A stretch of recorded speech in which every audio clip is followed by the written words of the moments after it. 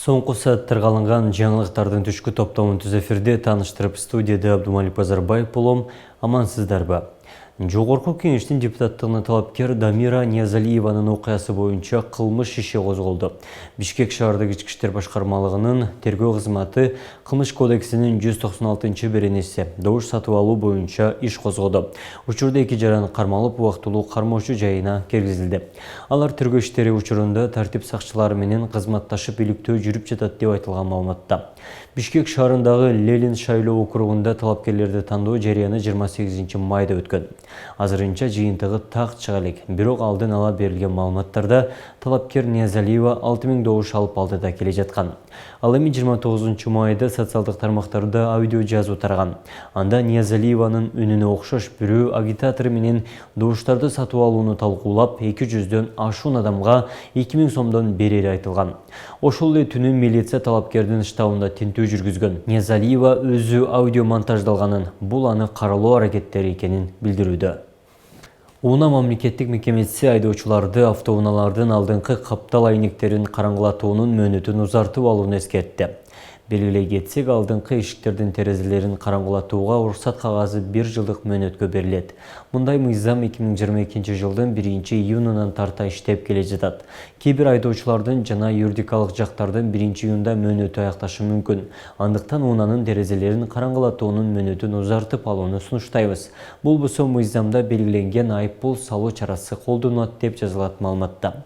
Ошондой эле мекеме унаа терезелеринин караңгылатуудан 2022 жылдын июндан ушул күнгө чейин казынага 236 миллион сом түшкөнүн белгиледи. Белгилей кетсек, 1 жылдык мөөнөткө уруксат алуу үчүн жеке жактар 80 миң сом, юридикалык жактар 100 миң сом жана чет элдиктер 120 миң сом төлөшү шарт. Чолпон Ата шаарында аянты 16 гектар болгон парктын ачылуу салтанаты өтүп, ага президент Садыр Жапаров катышты. Бул тууралуу өлкө башчысынын маалымат кызматы кабарлады. Эл бак мамлекет жетекчисинин демилгеси менен уюшулуп, бул максатта номер 2 мамлекеттик резиденциянын аймагы бөлүп берилген. Парктын аймагында амфитеатр, веложол, көпүрөлөр, фонтан, жасалма арал жайгашкан. Парк Чолпон Ата шаарынын мэриясынын балансына өткөрүлдү деп айтылат маалыматта. Президент өз сөзүндө бул парк шаар тургундары жана туристтер үчүн фестивалдарды жана башка маданий иш-чараларды жыл бою өткөрө турган жагымдуу жайга айланат деген ишенимин билдирди. Жапаров парк жарым жылдай убакыттын ичинде курулганын жана бул долбоор курулушка туура мамиле кылуу менен мындай объектилерди ачууга болорун дагы бир жолу далилдеп жатканын баса белгиледи. Мамлекет башчысы инвесторларды колдоо, алар үчүн жагымдуу шарттарды түзүү, өзгөчө өлкөнүн жыргалчылыгы жана өнүгүүсү үчүн бир нерсе курууну каалаган атам экендик инвесторлорго жардам берүү керектигине өзгөчө басым жасады. Өлкө башчысы Чолпон Ата шаарынын аксакалдарына кайрылып, өсүп келе жаткан муунду өздөрүнүн жана Кыргызстандын келечеги жөнүндө ойлонуш үчүн мекенчиликке тарбиялоонун маанилүүлүгүн белгиледи. Буга байланыштуу ал туристтик сезондун алдында айлана чөйрөнүн тазалыгын сактоого, туристтик объектилердин жагымдуулугун арттыруу үчүн инфраструктурага аяр мамиле кылууга чакырды. Сөзүн жыйынтыктап жатып, президент мамлекеттик органдардын жетекчилерин көңүлүн бюджеттик каражаттарды сарамжалдуу жана максаттуу пайдалануу үчүн жоопкерчиликти күчөтүүгө бурду. Жакында Жалал Абад облусундагы Бегабад, Ош облусундагы Карабагыш, Кара суу өткөрмө бекеттери ачылат. Бул тууралуу Кыргызстандын чек ара кызматы билдирди. Учурда өзбек тараптагы өткөрмө пункттарды ачуу үчүн даярдоо иштерин жүргүзүп жатат.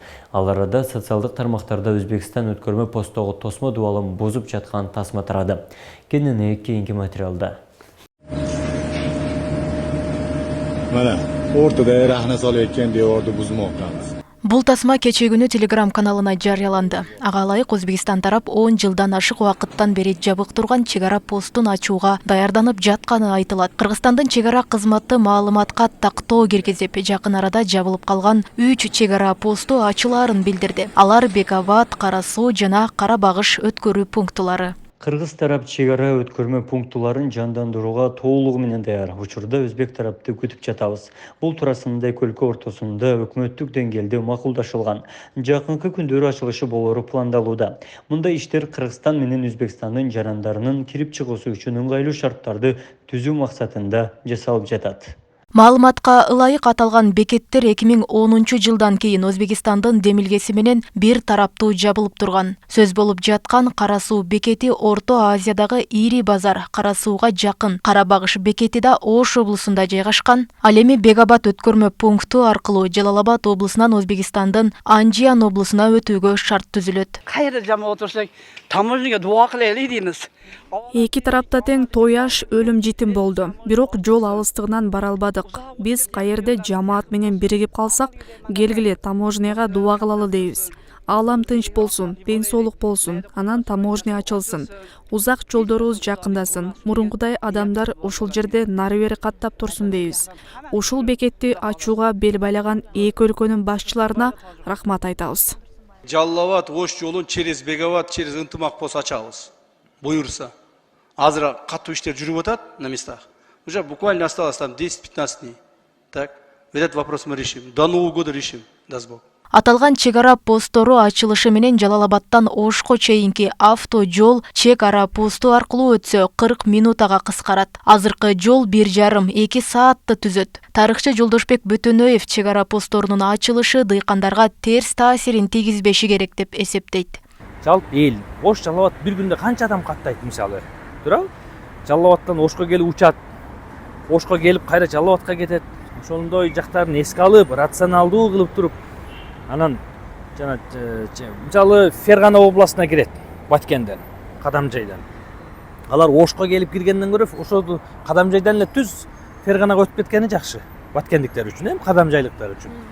Ошол жерде беркиндей соода сатыкты, импорт экспортту чектеп, биздин дыйкандардын кызыкчылыгын эске алып киргизип, мисалы жөн эле оптом киргизип ийсе биздикилер банкрот болот.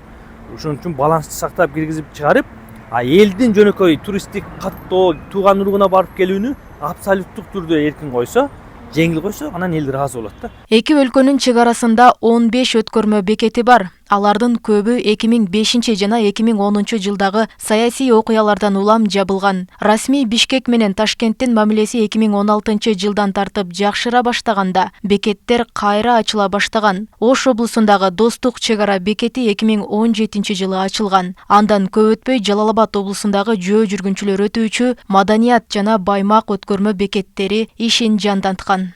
Эртең банкрот болобуз деп чочулаган дыйкандар жок эмес да. Андай нерсе Өзбекстанда да болушу мүмкүн да.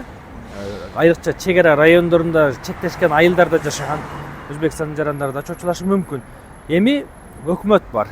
Өкмөттө да мамлекетте багы стратегиялык иликтөөлөр боюнча институт иштейт. Аларда менимче бир нерсени карап аткан болсо керек. Алдын ала коркунучтар кандай, күтүлүүчүнүн натыйжалары кандай болот, ошолорду карап туруп, анан постторду ачат болуш керек. Алар жөн эле 10-15 жерден ачып туруп койбойт болуш керек. Анан эми элдин жумушчу күчү Өзбекстандан канчалаган жарандар Кыргызстанга кирип иштеп, эмгек акы таап, жашоо турмушун оңдогонго кирет. 2021 жылы 1 апрелде Өзбекстандын Кыргызстандагы Сох анклавын бул өлкө менен байланыштырган Сох Риштан жолундагы кайтпас жана өтүкчү бекеттери да ачылган. Кыргызстан менен Өзбекстан 1378 чакырым чектешет. Мында авто жана жөө адамдар өтүүчү 11 4 темир жол өткөрмө бекети бар. Роза Ахматжан кызы, Бектур Мойдунов, Ош ТВ. Жогорку кеңештин жыйынында мамлекеттик тил жөнүндө конституциялык мыйзамдын долбоору 3-чү окууда каралып, 69 депутаттын макулдугу менен кабыл алынды. Мамлекеттик тил жана тил саясаты боюнча улуттук комиссиясынын төрагасы Каныбек Осмоналиев билдиргендей, аталган мыйзам долбоору 34 жылдан кийин кабыл алынып жатат. Парламент мыйзам долбоорун президенттин кароосуна жөнөттү. Мамлекет башчысы долбоорго кол койгондон кийин ал мыйзам катары күчүнө кирет. Ысык көлдөгү Асман эко шаарынын курулушуна 30 июнда капсула салынат. Бул тууралуу өлкө башчысы Садыр Жапаров Чолпон Ата шаарындагы Маданият жана эс алуу паркын ачып жатып билдирди. Мамлекет башчысы капсула салынышы пландалып жаткан шаардын долбоорун даярдоого 1,5-2 жылдай убакыт кеткендигин айтты. Асман шаарынын долбоору даяр болуп калды. 30 июнда кутучасын салабыз. Ал шаарда 500 миңден 700 миңге чейин адам жашайт деп пландоодобуз. Аянты 4000 гектарды түзөт, деди президент. Садыр Жапаров Асман шаарын тыштан келген инвесторлор саларын кошумчалады. Ушундай кылып жакшынакай кылып жасап берсең, ошону колдонгонду билбейбиз да. Анан сүйлөсөк Асмандын башын сүйлөйбүз. сындасак асмандын башынан туруп алып сындайбыз да. Анан кичине өзүбүз оңололу деп ушуну айткым келип атат да. Мына аксакалдар отурат. Ушу жаштарды кичине тыйгыла, тарбияга салгыла, ай андай кылбагыла депчи. Эми ушул жерге 5 жылдыздуу отель салынып калса ошол жаштарга жаманбы? Жакшы да, элге жакшы, башка пайдасы тиет, зыяны жок дегендей. Москвага Украин учкусуз аппараттары менен чабуул коюу террордук акт. Орус башчысы Владимир Путиндин билдирүүсү Кремлдин сайтына жарыяланды. Согушту 2014-жылы биз тутандырган жокпуз. Киевдик режим Донбасста баштады. Украинанын чоңдору колдонуп жаткан каражаттарды биз колдонбойбуз. Муну Москвадагы жай тургундар жашаган объектилерге чабуул жасаганын көзгө сайып тастыктап турат, деди Путин. Ошондой эле ал Россиянын армиясы Украина куралдуу күчтөрүнөн айырмаланып, аскердик инфратүзүмдөргө гана таамай сокку уруп жатканын белгиледи. Анын арасында жакында эле сокку жеген Украинанын аскердик чалгындоо штабы бар экенин айтты. Киевдик режим турак жайларга соккуруу менен Россияны анын жарандарын чочутууга аракет кылуу жолун тандады. Бул албетте террордук ишмердүүлүктүн ачык белгиси. Россиянын реакциясын көрүү жана өзүнө окшоп жооп кайтарууга чагым жасоо аракети тынчсыздандырат. Муну Украина эли түшүнүшү керек, деди орус президенти. Белгилей кетсек, 30 майда Украина Москвадагы имараттарга учкусуз аппараттар менен чабуул жасады.